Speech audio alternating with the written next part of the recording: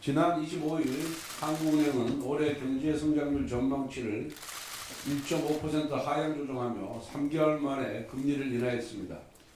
그러나 한미 금리 차이가 1.75%포인트까지 벌어지며 금리 정책만으로는 경제위기 극복이 어려운 상황입니다. 이에 많은 전문가들이 재정의 역할을 강조하고 있습니다. 거듭 밝혔지만 국민의힘은 추경의 필요성에 공감합니다. 하지만 원칙과 방향은 분명합니다. 국민의 피땀으로 모은 세금을 효율적으로 사용해야 합니다. 취약계층에게 두터운 보호막을 제공하고 식어버린 경제에 활력을 불어넣어야 합니다. 그러나 민주당이 밀어붙이는 국민 1인당 25만원 지역상품권 지급 추경은 가장 정치적이고 비효율적인 정책입니다.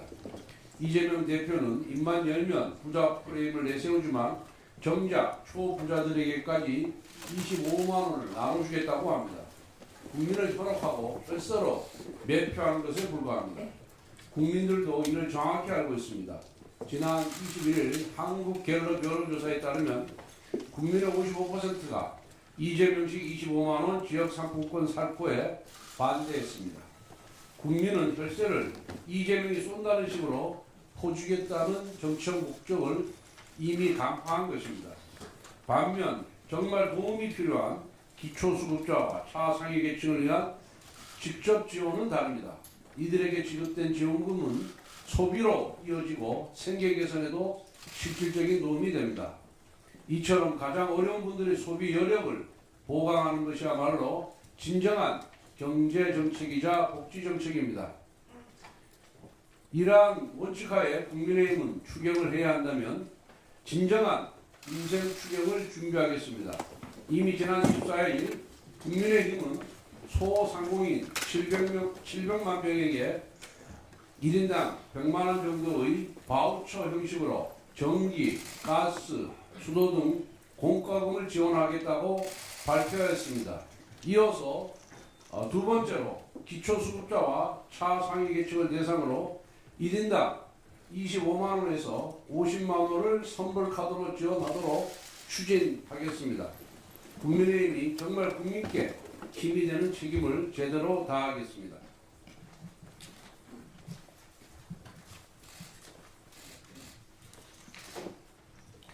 지난 27일 감사원은 선관위 채용 등 인력관리 실태 감사 보고서를 공개했습니다.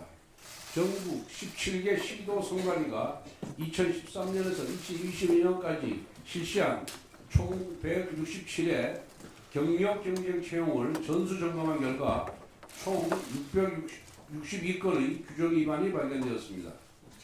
김세환 전 사무총장의 아들은 선관위 조직적 특혜를 받아 경력 채용되었고, 송봉석 전 사무차장은 딸이 선관위로 가고 싶다고 하자 직접 채용을 청탁해서 입사시켜줬습니다. 고위직부터 중간 간부까지 선관위 곳곳에 가족 채용 청탁과 편법 채용이 난무했습니다. 하지만 중앙선관위는 아빠 찬스 채용을 고발하는 투서를 받고도 도리어 뻔뻔하게 선관위를 가족회사다, 친인척 채용 전탕이 있다면서 문제없음으로 종결했습니다. 선관위 스스로 가족회사라고 칭한 것은 그만큼 조직 전체가 채용 비리를 당연시 해왔다는 것입니다.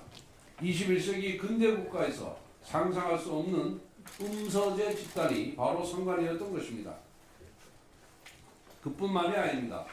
고위직 나눠먹기, 장기 무단결근, 급여 과다 수령, 병가 셀프 결제, 근무 중 로스쿨 진학 및 졸업까지 그야말로 엽기적인 부정과 비리가 파노라마처럼 펼쳐졌습니다. 일반 사기업이나 다른 공공기관이었다면 정지, 파면 등 중징계에 해당하는 사안들입니다. 대한민국 어떤 직장인이 183일을 무단결근하고도 정상 근무했다고 속여서 3,800만 원 급여를 수령할 수 있겠습니까?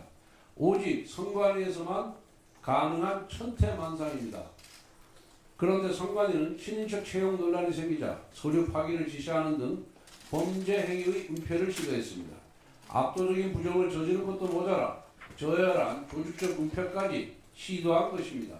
이쯤 되면 선거를 관리하는 조직인지 범죄 마피아 패밀리인지 헷갈릴 지경입니다. 선관위는 자유민주주의 체제를 지탱하는 선거를 관리합니다. 선관위에 대한 신뢰는 민주주의 체제에 대한 신뢰이며 선관위는 어느 조직보다 투명하고 공정해야 합니다. 하지만 지금의 선관위는 대한민국 그 어느 조직보다도 썩은 상태입니다. 자정 능력을 기대하기가 어려운 상황입니다. 어제 헌법재판소는 선관위가 감사원을 상대로 제기한 권한쟁의 심판에 대해 인용 결정을 내렸습니다. 마피아 선관위는 서민들과 청년들 피눈물 나게 하는 채용 비리를 상습적으로 저지르고도 앞으로도 제멋대로 비리를 저지를 수 있는 배치 수표를 받은 것이라고 착각하면 안 됩니다. 헌법재판소는 감사원의 직무 감찰 대상에서의 배제가 곧바로 국회에 대한 승력의 인정으로 호도되어서는 안 되는 점을 지적했습니다. 또 국민의 대표인 국회의안, 국정조사와 국정감사 및 수사기관에 의한 외부적 통제까지 배제되는 것이 아니라는 것을 분명히 했습니다. 이제 공은 국회로 돌아간 것입니다. 저는 지난 2023년 21대 국회 당시 선관위에 대한 국회의 감시와 견제를 강화하기 위해 중앙선관위 사무총장 임명 시 국회 인사청문회를 거치도록 하는 선관위법 개정안을 대표 발의한 바가 있습니다. 이제는 중앙선관위에 대해 한시적인 국정조사법을 도입해서 감사원에 준하는 조사 및 처분 권한을 부여하여 부정과 비리를 바로잡을 수 있도록 해야 합니다. 나아가 선관위 견제 감시를 강화하기 위해 선관위의 실무 책임자인 사무총장에 대한 국회 인사청문회도 도입하겠습니다. 앞으로 국민의힘은 당 차원에서 무소불위 마피아 선관위를 견제하고 감시하기 위한 제도적 장치를 고안해 나가겠습니다.